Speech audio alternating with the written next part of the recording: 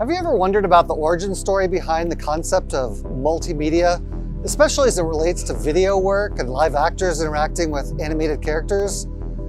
Well, today we're in San Francisco, California, on McAllister Street in front of a pretty unassuming building that has a really important role in defining all of that. Specifically, I'm talking about George Coates' Performance Works.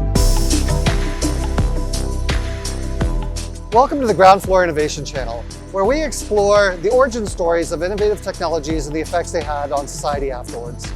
Today we're in front of George Coates' Performance Works. George Coates was kind of a big deal in the 1980s.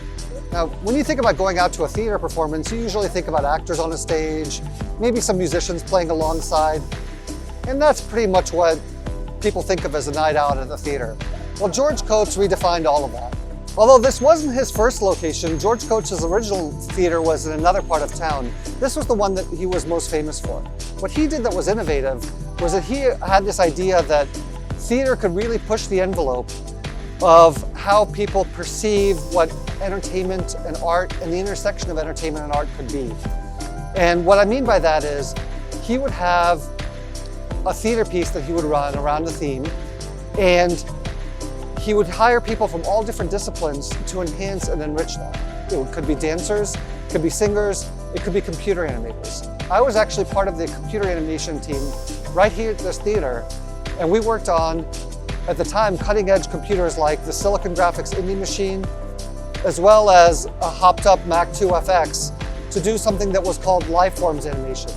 Lifeforms animation took 3D rendered humanoid shapes, and we projected them onto a translucent screen where live actors would interact with it. Now today we take that for granted.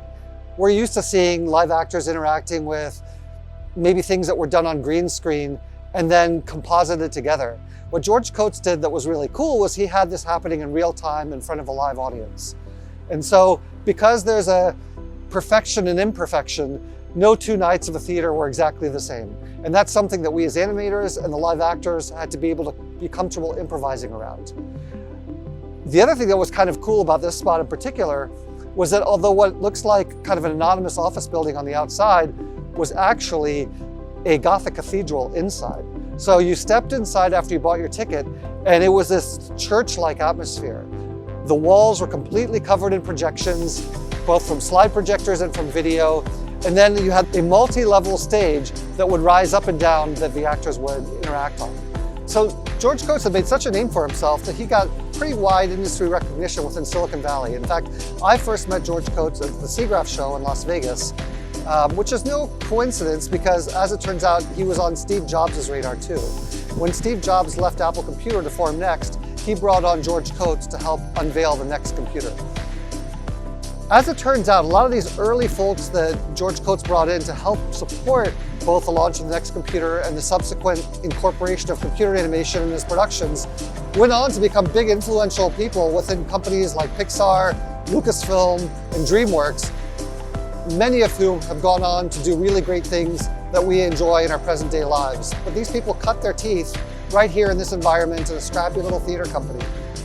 What's even more interesting is that although there were people that were on staff that received salaries through various benefactors, both from Silicon Valley and the National Endowment of Arts that would fund this operation, an equal number of people were just here to pay off their San Francisco parking tickets. George Coates was actually a hub for community service. So if you got too many parking tickets on your car, you could come here and work down those fines and maybe find yourself at Pixar or at Dreamworks in subsequent years.